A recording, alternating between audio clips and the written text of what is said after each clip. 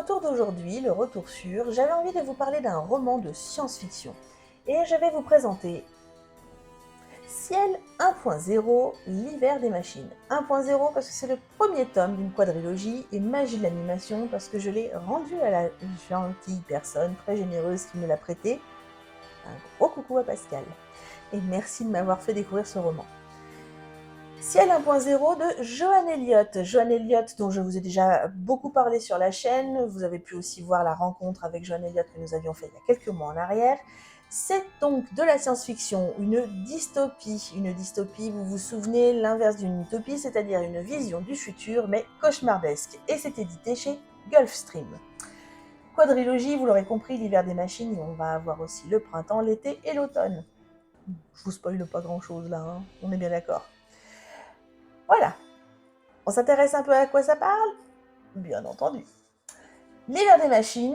Alors, l'hiver des machines parce qu'en fait, on va s'intéresser à la technologie. On est dans un futur, alors on n'est pas si loin que ça de notre aujourd'hui en fait. Sauf que dans ce futur quand même assez proche, tout ce qui est réseau, alors réseau d'eau, de télécom, électricité, le gaz, tout ce qui est énergie, communication, tous les réseaux sont mis en commun et gérés par une seule entité. Vous l'aurez compris, une intelligence artificielle. Cette IA s'appelle le Ciel, C-I-E-L. Le ciel était censé permettre de soulager l'humanité de tout ce qui était chiant au quotidien. on va pas se leurrer. C'était censé nous permettre de faire les grosses feignasses. Voilà.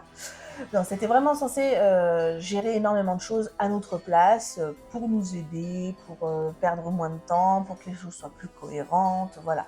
On est vraiment dans cet état d'esprit comme un peu la dématérialisation aujourd'hui à outrance. Voilà. Ou le regroupement de contrats avec votre banque, votre assurance, votre opérateur téléphonique. Voilà. Bientôt, votre banque, elle ira acheter votre pain pour vous. Enfin, ouais, vous avez bien compris l'idée. Sauf que, et ouais. Sauf que John Elliott, il se dit que finalement, l'informatique, ça va peut-être faire un petit peu comme Terminator, vous voyez. Donc effectivement, un beau jour d'hiver, patatrac. Il y a un truc qui se dérègle, il y a un truc qui craque, qui pète, le ciel pète un boulard. Et cette IA a décidé que les humains n'étaient pas dignes de la planète, qu'ils étaient en train de la bousiller, et qu'elle, en fait, c'était sa charge de sauver la planète. Alors elle est très gentille, l'IA, sauf qu'elle a décidé que de toute façon le sort de l'humanité, ça lui passait 15 000 au-dessus de la tête, qu'elle n'a pas d'ailleurs, mais en gros elle va sauver la planète avec ou sans les humains. Ça, elle s'en fout royalement. Mais il faut sauver la planète. On va avoir les destins croisés, et ça c'est ce que j'aime beaucoup aussi chez Joan Elliott dans sa narration, c'est que comme souvent dans beaucoup de ses romans, on a un chapitre par personnage. Et on va avoir plusieurs personnages. Vous allez vite faire le lien entre tous ces personnages, c'est que tous ces personnages font partie de la même famille. On a le grand-père avec son fils, sa belle-fille et les petits-enfants. Un jeune garçon et une jeune fille. Je vous en dis pas plus au niveau de cette famille, parce que du coup, ils vont tous vivre dans des régions de la planète ou de la France différentes. Le soulèvement des machines et le soulèvement du ciel, de l'IA, de façon très très très différente chacun. Et en fait, à la fin du tome 1, il n'y a rien du tout qui est résolu, c'est vraiment le gros bordel. Donc j'ai vraiment hâte de lire la suite en fait. Et je pense que si vous êtes comme moi, si vous avez déjà lu le tome 1, vous vous êtes dit la même chose, il faut vite passer à la suite. Voilà, donc ça c'est dit, je veux la suite. Et comme je vous ai dit, moi ça m'a fait beaucoup penser à Terminator avec ce soulèvement des machines, le jugement dernier. C'est vraiment dans cet état d'esprit-là. Mais du coup, ça fait plus réaliste que dans Terminator. Parce que dans Terminator, c'est exacerbé, c'est poussé à l'extrême, c'est très américain comme façon de faire. Là, ça fait beaucoup plus réaliste, ça fait beaucoup plus sensé, ça a beaucoup plus de sens, ouais. Ça fait réaliste, en fait. Et puis, en plus, comme c'est vraiment très proche de nous au niveau du temps, ben, ça pourrait être demain, quoi. Donc voilà. Hem, après, comme je vous ai dit, moi, ce que j'aime beaucoup, c'est cette narration à plusieurs voix, un chapitre par personnage.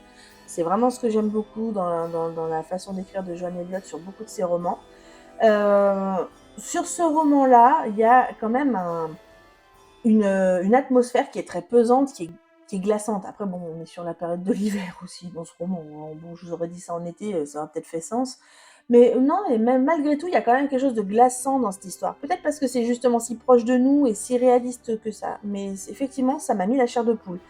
C'est sorti en 2014. J'ai regardé la date de sortie quand je l'ai lu parce que je me suis dit, mon Dieu, ça fait tellement.